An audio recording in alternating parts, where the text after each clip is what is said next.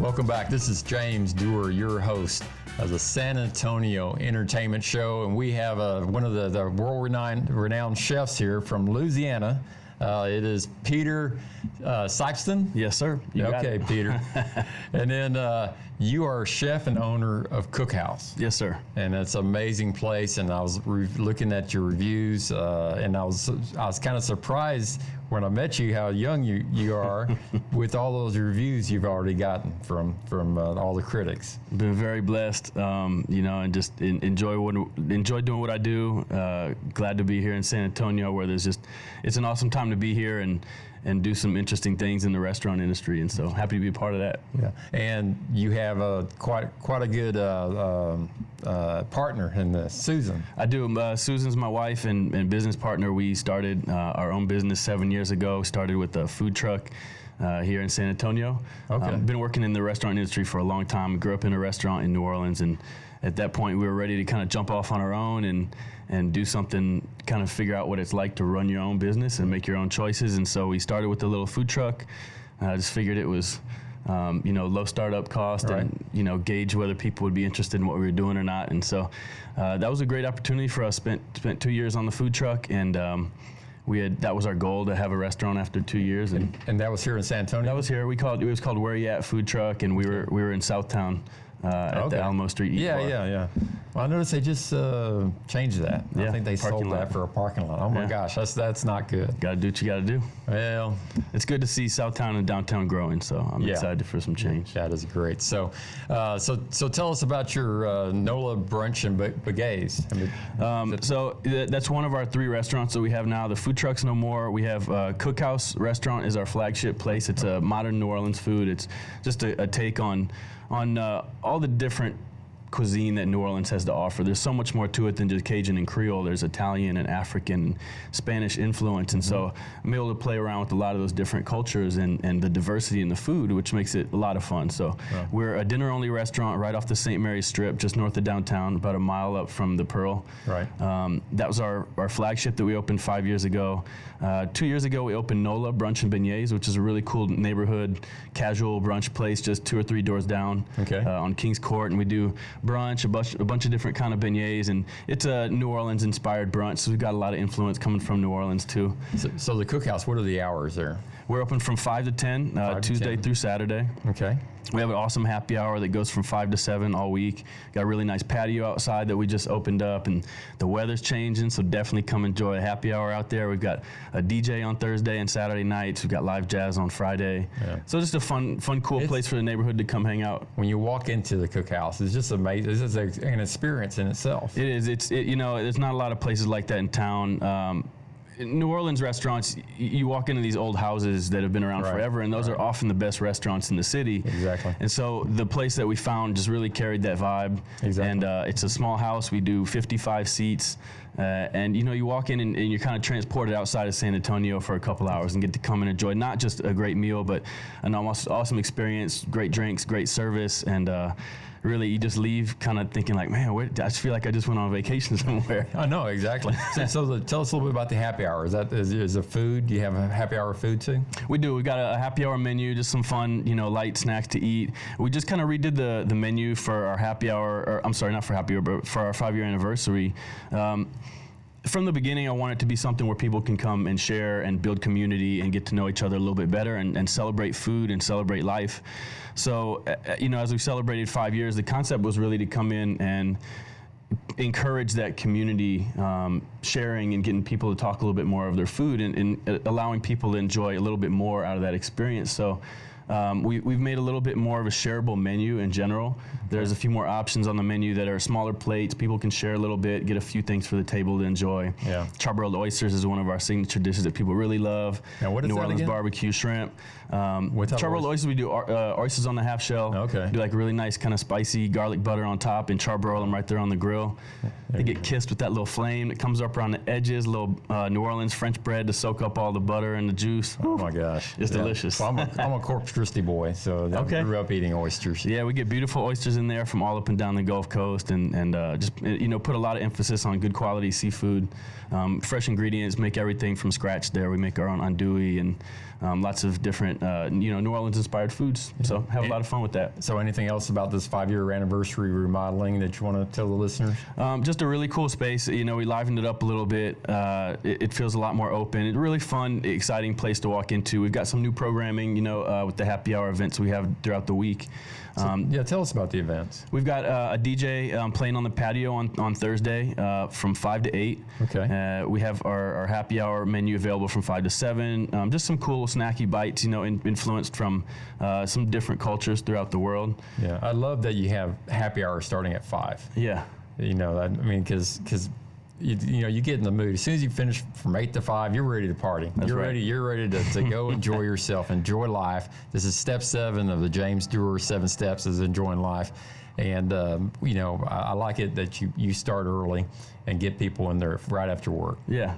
And, we have a brunch place around the corner called NOLA. And so we've had people come in and hang out in the neighborhood all day, come and have brunch in the morning. Right. Maybe go hang out at the Pearl or down on the river for a little bit and then come back for dinner over to the Cookhouse. And it's just really cool to be able to usher people through a whole day of delicious food and fun experiences. And so it's really fun. So the NOLA, the beignets and all that, that's all authentic Louisiana. Yeah, we take a lot of influence from some traditional New Orleans brunch dishes. We do one of my favorite things on the menu is an oyster Rockefeller. So we do kind of a breakfast version with fried potatoes and a poached egg with fried oysters and bacon and like a spinach cream sauce. So playing with some of those different things you might not see at some regular brunch places around town. I should have asked you to bring some of that in here. I'm getting hungry right now. Next time, beignets for everybody. There you go. So tell us, and there's a third.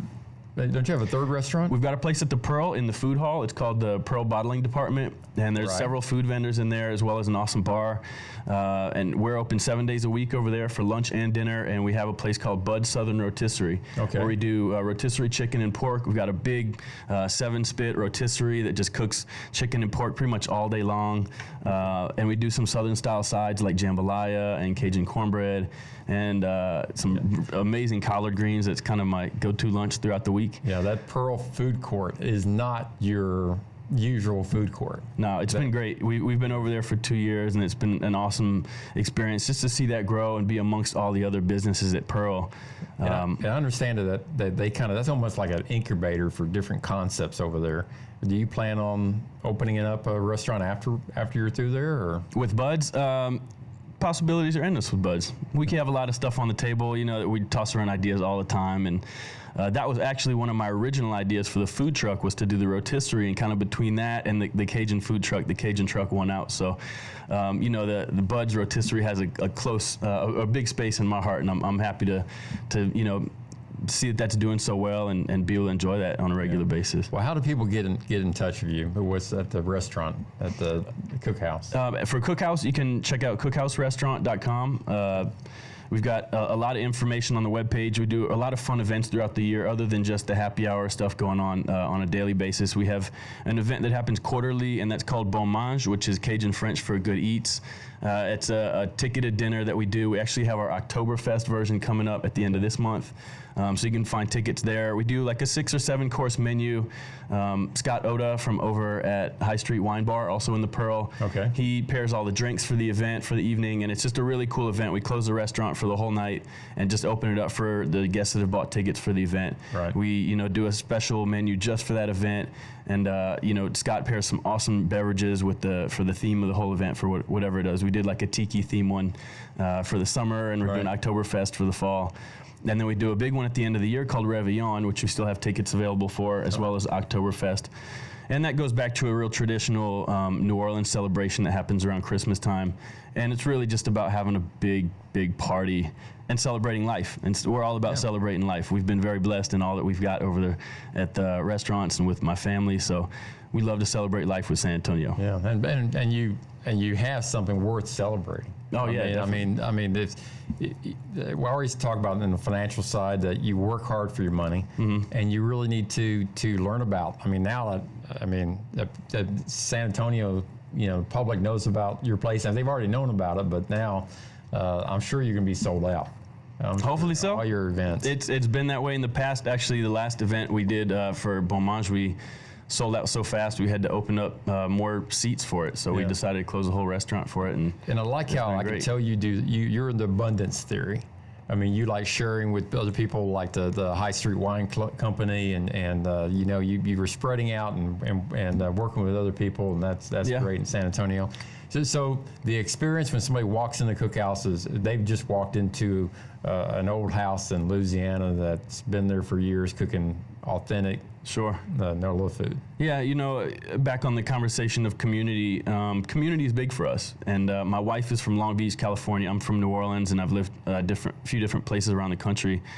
And God really led us to San Antonio about 13 years ago. And when we moved here, didn't have jobs lined up or anything. But so quickly we became involved in the community here and just really fell in love with it. We had come here to visit my dad, who moved to Austin after Katrina, and just really fell in love with San Antonio. He was trying to get us to Austin, and we were like, we'll come visit you on the weekends. We're gonna set up shop in San Antonio, and just felt like a really good time to be here.